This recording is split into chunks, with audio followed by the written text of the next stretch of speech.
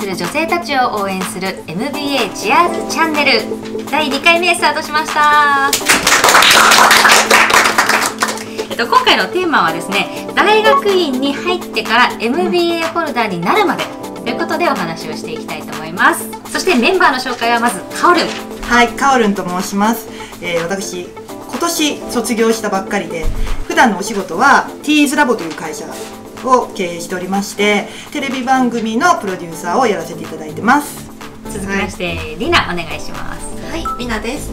私は大手 IT 企業に勤めている傍ら、今年の3月に卒業して半年が経ちました MBA ホルダーです。お願いいたします。そして私、株式会社ラディアンスという会社をやっております。人材育成の会社です。あと2010年にミスインターナショナル日本代表を務めていたことから、今はトータルビューティーディレクターとして日本代表のコーチなんかもやっております。 MBA はまだホルダーと言えないんですけれども、現役で2年目、在学中です。よろしくお願いします。ちょっとこのチャンネルの看板マスコットキャラクターの定期員、僕のことも忘れないで。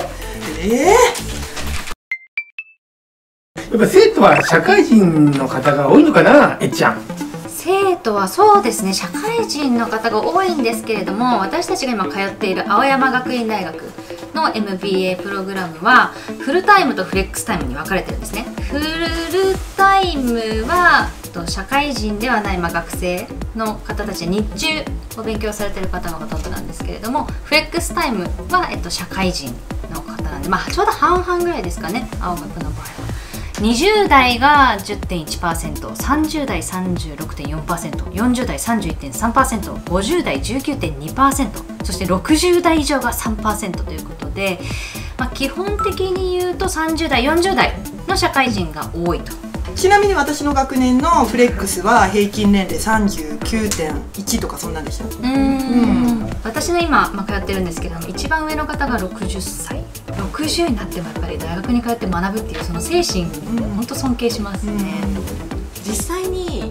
大学院に通って60代の方と話す機会というのが結構な頻度で多いんですけれども、それってその会社の中で例えば役員の方であったりとか上席者の方にそのプレゼンをする場面と結構かぶっていて、すごいポジションの方に向けてお話をする機会が日常的に私たちはあるので、私たちのその若い世代20代とか30代の人たちにとっては経験としてはすごい経験ですよね。あと業種でいうと製造業 10.8%、 卸小売が 11.8%、 医療関係の 10.5%、 金融保険関係が 10.5% って出てますね。クラスメートとかどういう業界の方が多かったとかありますか？私の学年は一番多かったのは製薬会社が一番多かったです。仕事上はもしかしたらね、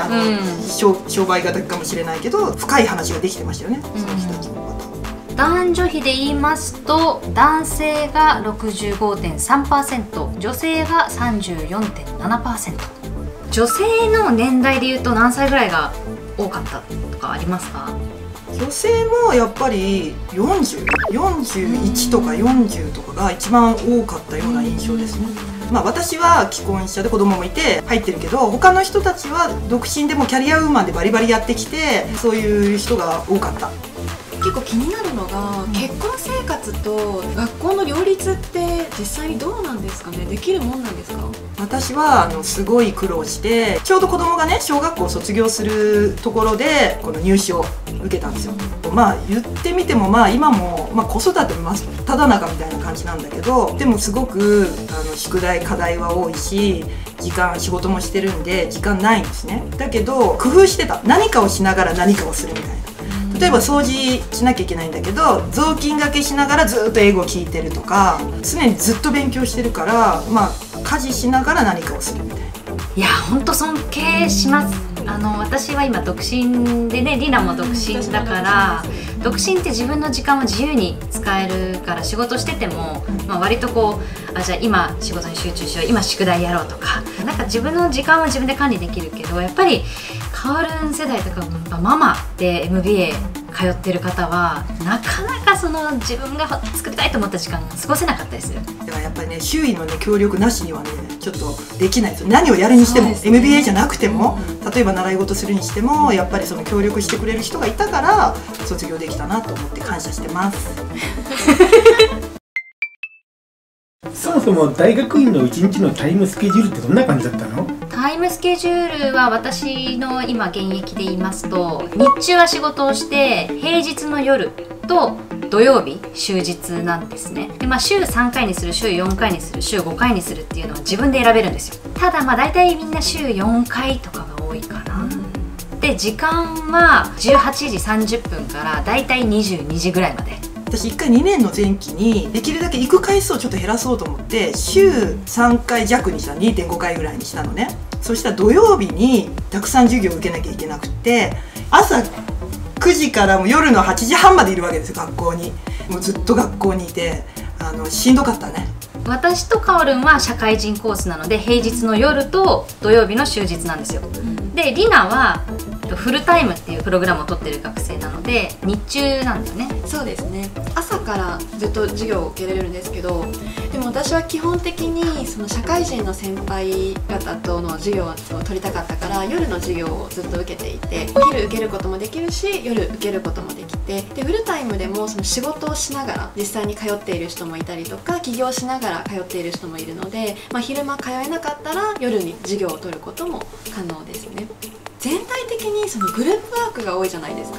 いろんな人のいろんな年代の方の意見を聞いて、でなおかつ自分の意見も取り入れてみんなの前で発表するって、私はなんかすごいためになったなって。例えばブランド戦略だったらこういう企業があります、ここで今ちょっと売り上げがこれぐらい落ちてます、新たなブランド戦略としてこの班のどのような戦略を立てますか、そしてそれをパワポに起こしみんなの前で発表し、そしたらその企業の社長やそのマーケティングの人も全員来てる、そこで発表するみたいなのをやるんだけど、だいたい4人1チーム5人1チームで四方八方案を出し合って分析する、案を出すのがグループワークです。